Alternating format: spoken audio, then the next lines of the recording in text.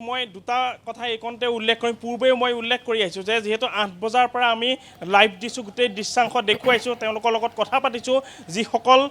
যি তেওঁ ককাওক সেই ককাকে গোটেই কথাখিনি উল্লেখ কৰিছে গতিকে মই দুটা বিষয় পুনৰ উল্লেখ কৰিম যে 8 বজাত আমি যেতিয়া লাইভ দিছিলোঁ তেতিয়া এই যিটো নলা আছে সেই নলাটো উন্মুক্ত হৈ আছিলে গতিকে এই নলাত বৰ্তমান এখন স্লেব দিয়া হৈছে কিন্তু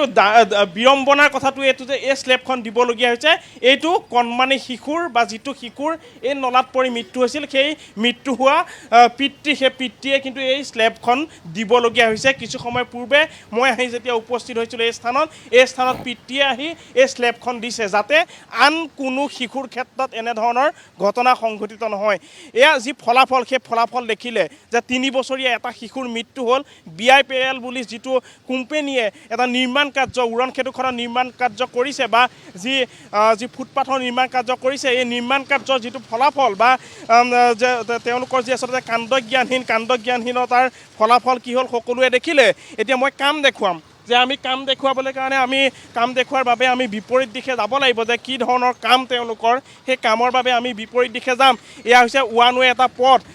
এই পথেৰে অহৰহ আহযাহ চলি থাকে অহৰহ আহযাহ হৈ থকাৰ সময়তে যিটো শিশু সেই শিশুৰ মৃত্যু হ'ল মই কামটো দেখুৱাম যে এয়া হৈছে কাম যে উন্মুক্ত অৱস্থাত কোনো ধৰণৰ বেৰিকেডৰ ইয়াতে সুবিধা নাই ইয়াতে আমি কিছু সময় পূৰ্বে দেখুৱাইছিলোঁ বা দৃশ্যাংশ আমি কেমেৰাত বন্দী কৰিছিলোঁ যে কণ শিশুসকল যিসকল শিক্ষাৰ্থী আছে সেই শিক্ষাৰ্থীসকল এই যি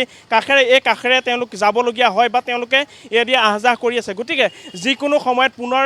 বিপদ ঘটিব পাৰে বা কোনো লোকৰ ইয়াতে আঘাতপ্ৰাপ্ত হ'ব পাৰে তাক লৈ কিন্তু কোনো ধৰণৰ কাণ সাৰ নাই কিন্তু তেওঁলোকে যি উন্নয়নৰ ধামখুমীয়াত বা উন্নয়নৰ স্বাৰ্থত এই কামসমূহ কৰাৰ প্ৰয়োজনীয়তা নিশ্চয়কৈ আছে কিন্তু এই কামখিনি কৰাৰ ক্ষেত্ৰত যিখিনি সুৰক্ষা স্থানীয় লোকৰ যিখিনি সুৰক্ষা পথচাৰী যিখিনি সুৰক্ষা সেই সুৰক্ষা দিয়াৰ ক্ষেত্ৰত যে তিলমানো তেওঁলোকৰ গুৰুত্ব নাই সেই কথা স্পষ্ট হৈ পৰিছে এটি শিশুৰ মৃত্যুৱে সেই কথা ফাদিল কৰিলে কেইদিনমান পূৰ্বে ইতিমধ্যে যিহেতু DCP পদ্মনাভ বৰুৱাই যি সংবাদমেল কৰিলে সেই সংবাদমেলত তেওঁ উল্লেখ কৰিছে যে প্ৰায় একমাহ বা কিছুদিন পূৰ্বে একেধৰণৰ এটা ঘটনা সংঘটিত হ'ল এজন শ্ৰমিকৰ বা এজন ব্যক্তিৰ মৃত্যু হ'ল গতিকে এই মৃত্যু হোৱা ঘটনাটোৰ সৈতে এই যে শিশুটোৰ মৃত্যু হ'ল বুধবাৰে সেই বুধবাৰে শিশুটোৰ মৃত্যু হোৱা গোটেই ঘটনাটোক লৈ দুখনকৈ এজাহাৰৰ ভিত্তিত তদন্ত প্ৰক্ৰিয়া আগবঢ়াইছে গতিকে এই তদন্ত প্ৰক্ৰিয়াত BIPLৰ যিটো ভাৰতীয় ইনফ্ৰা প্ৰাইভেট লিমিটেড যিটো কোম্পানী আছে সেই কোম্পানীটোৰ যিসকল স্বত্বাধিকাৰ বা যিগৰাকী সঞ্চালক সেই সঞ্চালকক ইতিমধ্যে যিহেতু গ্ৰেপ্তাৰ কৰি তেওঁলোকে তদন্ত প্ৰক্ৰিয়াটো আগবঢ়াই নিছে DCPয়ে স্পষ্টকৈ এটা কথা উল্লেখ কৰিছে যে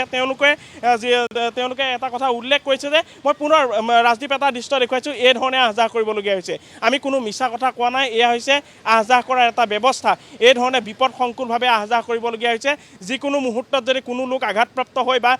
আকস্মিকভাৱে যদি কিবা ঘটনা সংঘটিত হ'ব লাগে তাৰ বাবে কিন্তু জবাবদিহি কোন হ'বলগীয়া হ'ব সেয়া কিন্তু এটা ডাঙৰ প্ৰশ্ন গতিকে এই ধৰণৰ বিপদসংকুলভাৱে আগবাঢ়িবলগীয়া হৈছে এই ধৰণৰ বিপদসংকুলভাৱে অহা যোৱা কৰিবলগীয়া হৈছে গতিকে গোটেই বিষয়খিনি এয়া মাত্ৰ এটা উদাহৰণ আমি যদি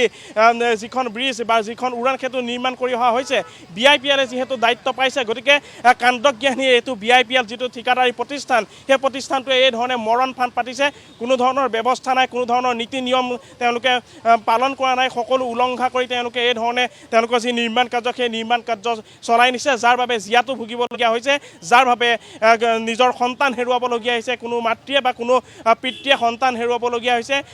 সন্তানটোৰ মৃত্যুৰ পাছত তেওঁলোকে অকলশৰীয়া হৈ যিটো স্থানত যিটো নলাত পৰি মৃত্যু হৈছিল সেই মৃত্যু হোৱা স্থানত তেওঁলোকে এই ধৰণে বৰ্তমান শিশুটোৱে ভাল পোৱা কিছু খাদ্য সামগ্ৰী দি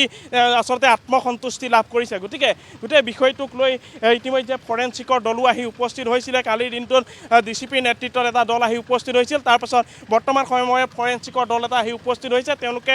যি পৰ্যালোচনা বা তেওঁলোকৰ যি দৃশ্যকে ঘটনাস্থলীত তেওঁলোক উপস্থিত হৈ তেওঁলোকে যি দৃশ্য সেই দৃশ্য তেওঁলোকে চাব বা যি নমুনা সেই নমুনাও তেওঁলোকে কিছু সংগ্ৰহ কৰিবলৈ চেষ্টা কৰিব কিন্তু এটা কথা উল্লেখ কৰিব লাগিব যে এনেধৰণৰ ঘটনা এই স্থানতে পূৰ্বে ঘটা নাছিল এই স্থানত পূৰ্বেও আচলতে এনেকুৱা ধৰণৰ ঘটনা ঘটিছিল কিছু নিলগত যদি আমি উল্লেখ কৰিছোঁ এজন শ্ৰমিকৰ মৃত্যু হৈছিল সেই মৃত্যু হোৱা শ্ৰমিকজনৰ যিখন এজাহাৰ সেই এজাহাৰৰ ভিত্তিটো তদন্ত একেধৰণে আগবঢ়াই নিছে এগৰাকী ব্যক্তি এই ধৰণে আহযাহ কৰিবলগীয়া হৈছে যে আমি দেখুৱাই আছোঁ যে একোটা মৰণ ফান্দ পাতা পৰিলক্ষিত হৈছে যথেষ্ট বিপদসংকুল মই আপোনালোকত কিছু কথা পাতিব চেষ্টা কৰিম যে এনেধৰণে আহযাহ কৰিবলগীয়া হৈছে স্লেবৰ যিটো ব্যৱস্থা সেই ব্যৱস্থাটো নাই, যাৰ ফলত 3 বছৰীয়া এটা শিশুৰ মৃত্যু হ'বলগীয়া হ'ল। কি ক'ব গোটেই বিষয়টোক লৈ? উন্নয়ন আমাক নিশ্চয় লাগে, কিন্তু উন্নয়নৰ নামত এনেধৰণৰ কৰ্মকাণ্ড এনেকুৱাকৈ বহুত জেগাত হৈছে আজি নিচিনাকৈ ঘটনাটো। এই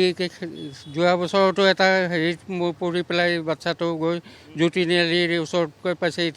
ৰাজগড় ৰোডত। এতিয়া এনেকুৱাকৈ মুঠতে সোনকালে দিব লাগে। এইবিলাক মানুহৰো বহুত দিগদাৰ হৈছে, প্ৰব্লেম হৈছে এই তেনেকুৱা গাঁতাত পৰি বহুতৰ হাত ভৰি দুখ পায় তেনেকুৱা কৰি আহোঁতে যাওঁতে। এইখিনিয়ে ক'ব লাগে। ধন্যবাদ জ্ঞাপন কৰিছোঁ আপোনাক এই মুহূৰ্তত অনুপ নাথ আমাক পোনপটীয়াকৈ পৰিৱেশ দেখুওৱাৰ বাবে।